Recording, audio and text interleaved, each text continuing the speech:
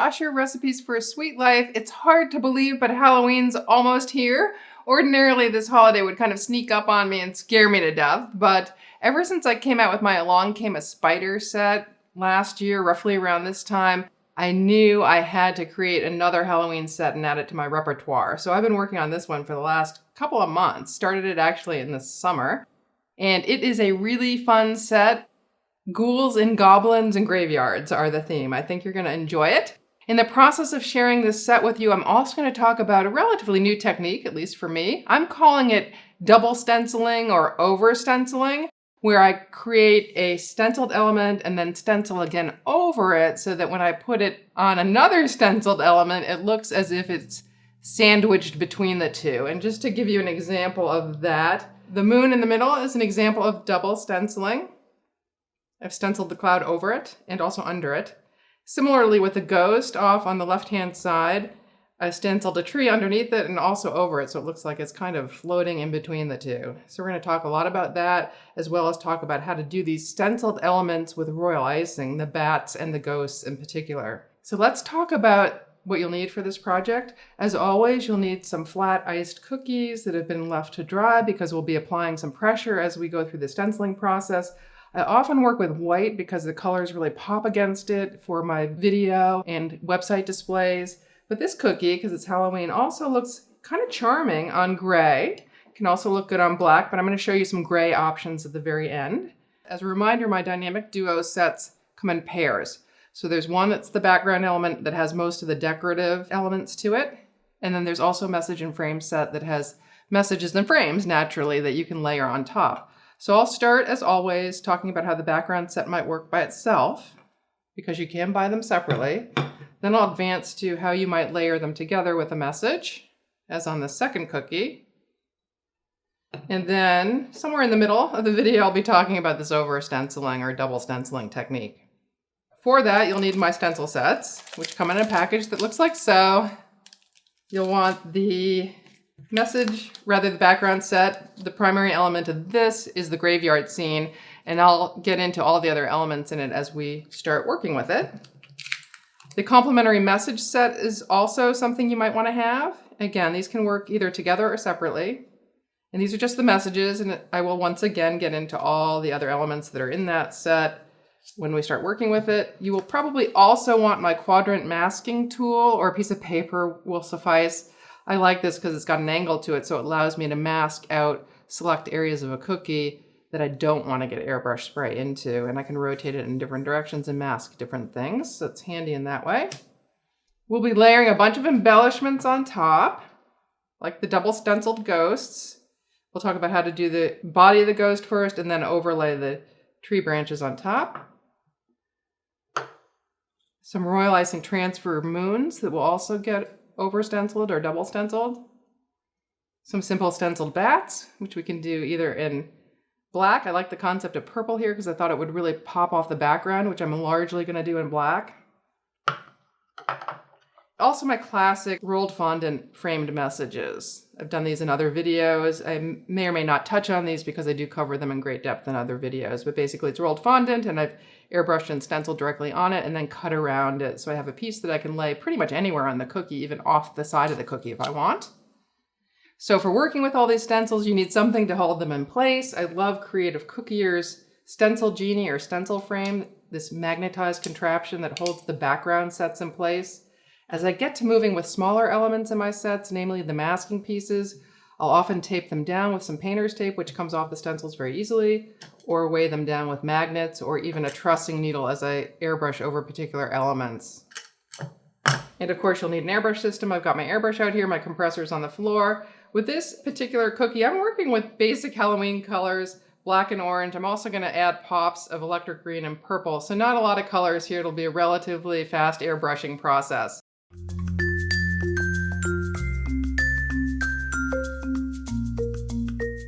So let's explore that background set in more detail. You saw the pretty graveyard scene before. Onto that, you can layer multiple things. You can layer ghosts by masking out an area to leave room for it of two types. That's the big ghost. Here's a small ghost. You can put them that way. You can flip them over. I've got a bat that's kind of flying straight up. a bat that's flying sideways, and also a moon. So my first cookie, I'm just going to layer on a moon. We're going to head towards something simple like this. And we'll put the bats and ghosts on as dimensional elements. I'm doing that on purpose because, just looking back at this cookie, I'm planning to do the background all in black. Bats naturally would be black. If I were to layer them on top of the black branches, I think they'd kind of get lost. So I'm going to do them as dimensional elements, either in black or gray or purple. Same thing with the ghosts. They might get kind of lost in the white background of the cookies. So I'm going to do those as dimensional elements. So I'm strictly going to stencil directly on the cookie the piece that's going to pop the most, which is the moon. In this case, I also came in with my shading stencil, which you'll see better if I put this blue piece of paper behind it. And this will create a little halo around it, a very shallow halo. It's just a touch bigger than the moon itself. And you could shade any of the other pieces. I tend not to because I like the preciseness of the stencil part of the set a little bit better. And let me just show you what that is. The angles on it are a little more crisp. So once you've masked off that part, it leaves space to then lay these stencils. And we've got very sharply defined bats and slightly smaller versions of the ghosts. And also, if you look closely, little faces that we can airbrush on either the bats or the ghosts. Okay, the first step is to secure the stencil and the stencil genie and weight down that moon with magnets. I'm going to hit with my lightest color first, which in this case is purple. That way I'm less likely to cover it up by spraying too much black down first. Now on the long branches, you want to make sure you're pushing down that stencil with the trussing needle because they do tend to blow open. In general, I tend to use the trussing needle the entire time I stencil. It's just a matter of habit. You certainly also want to press down around the moon, around the edges, because it's taped onto the stencil and will lift a little bit around the edges. So that looks good. And there's the reveal. Now I'm going to place that shading stencil right in the area left by the mask. Mask off the areas of the cookie that I don't want to get, and then hit that with light green, electric green. And now come in with the actual moon stencil, which, as I said before, is just a hair smaller than the shading part, and hit that with orange, leaving a little bit of the electric green showing to create that nice halo effect.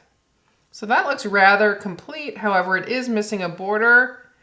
And sometimes, rather than piping one on, I simply like to shade around the edge. It closes off the cookie, creates some shadow effects, and generally just looks really sharp. And so here I'm shading at much greater distance now with purple to create a light spray around the edges.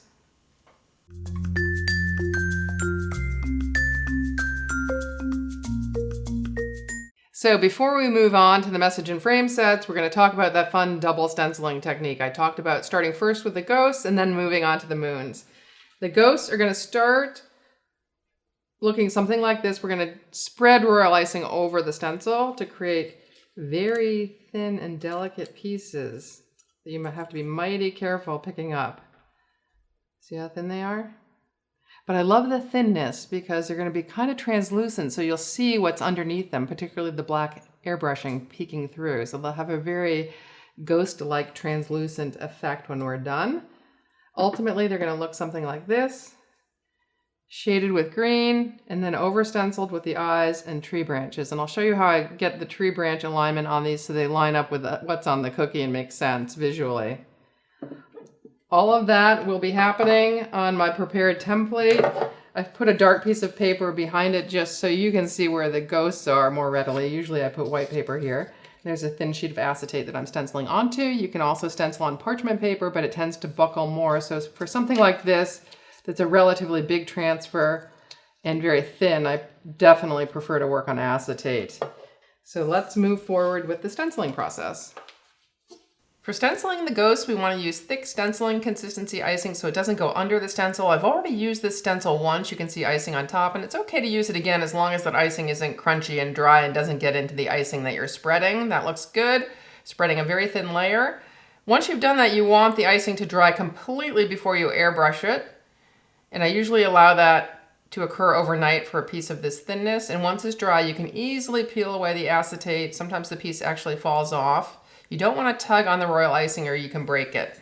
Now for stenciling, I prefer to use the flat or shiny side of the royal icing that was up against the acetate. It just leaves a smoother stenciling effect. I first shaded with electric green, and now I'm coming in with the eyes and just shading those, or rather airbrushing them with a little bit of black.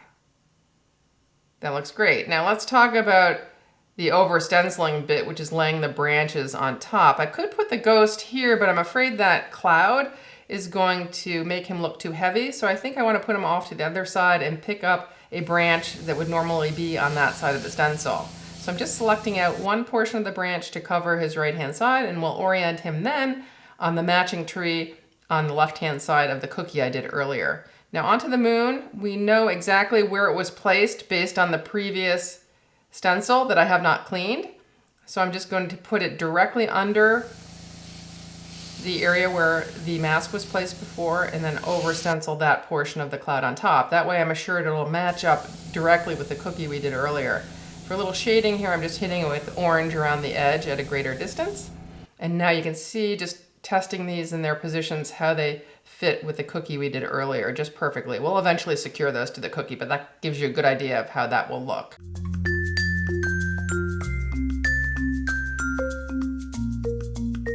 With that double stenciling behind us, I now want to turn to how to use the message set in conjunction with the background set, and then we'll put all those fun dimensional elements on one of the cookies I stenciled earlier.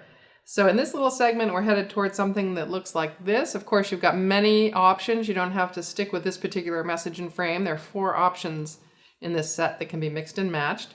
In this case, all the elements are directly stenciled onto the cookie, so it's got a very flat look.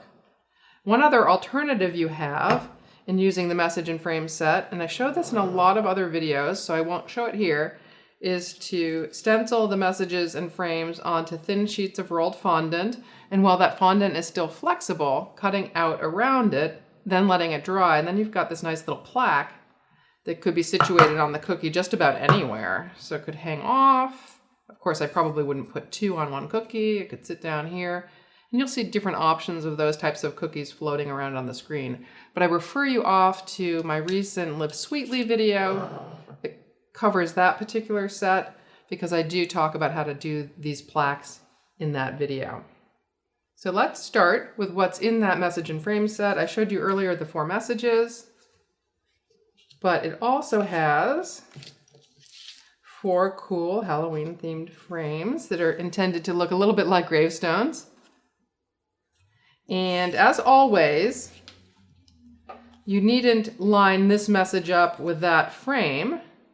You can mix and match. If it fits any other frame, by all means, feel free to move them around. Before we even begin to use the frames, what I usually do, and always do, I should say, in fact, is mask off the area of the background where we're going to place that message. So you've got these beautiful masking pieces that allow you to do that and leave room for those messages and frames. Once they're removed, you can use the optional shading stencil, which is just the negative piece that's left over after the masks are cut out, to create kind of shadow effects. For instance, that's how I applied the orange inside the black frame here. And then once you've applied the shading effect, typically I move to the frame and then to the message in that order. But that's what I'm going to show you now. So let's move on to stenciling. So I want to use this frame at the very bottom, so I want to make sure I choose the corresponding masking piece and stick it down with a little bit of tape on the cookie wherever I want it. Again, I'm not taping to the cookie itself, but rather to the acetate, because you don't want to tape directly to something that's going to be eaten. Starting first with purple. If I start with black, I'm more likely to have a hard time seeing the purple if I overspray into areas intended for the purple. So always start with your lightest colors first, and again, hold down those branches so they don't spray open. Also hold around the frame mask. It is lifting a bit because of the tape underneath it. We'll just finish off with the black. Once again, and that looks great. Now I'm ready to do the shading effect in the area that I had masked off. I'm also masking off all the other areas of the cookie that I don't want to get orange coloring on. Next goes down the frame. I'm just lining it up with the shaded area, which is quite easy to do. It's very easy to see through these stencils, then masking off all the parts I don't want to hit with other stencils and also with my quadrant masking tool. Now I'm spraying at closer range to get into these tight areas, as opposed to when I shaded with the orange, I was spraying at a greater distance. That looks great. I think I might have preferred a straighter frame, but you get the idea. And then the last step is laying down the message. Typically, I'd like to wait as close to the message as possible so it doesn't lift up and so I don't get underspray. And again, spraying gradually so I don't have any pooling of coloring on top that can sneak underneath, and I get a great result, nice and crisp. So I'm going to shade this cookie a little differently than last time. I'm actually going to hit the interior as well as the edges. I'm using a little bit of light green here to make it look a little more spooky. Spraying again at a distance because I just want a soft effect of color. I don't want to get too close or I'll get too much intensity of color on the cookie. Same is true here when I'm shading the edges with purple. And I'm also hitting the edges at an angle so I just catch the edge and not the top of the cookie, or not so much of the top of the cookie. And that looks great. Just to contrast it with another cookie here off to the right, I've shaded that slightly differently. I have a little orange on the interior as well as around the edge, and you can see it looks very, very different, though the stencils are very similar.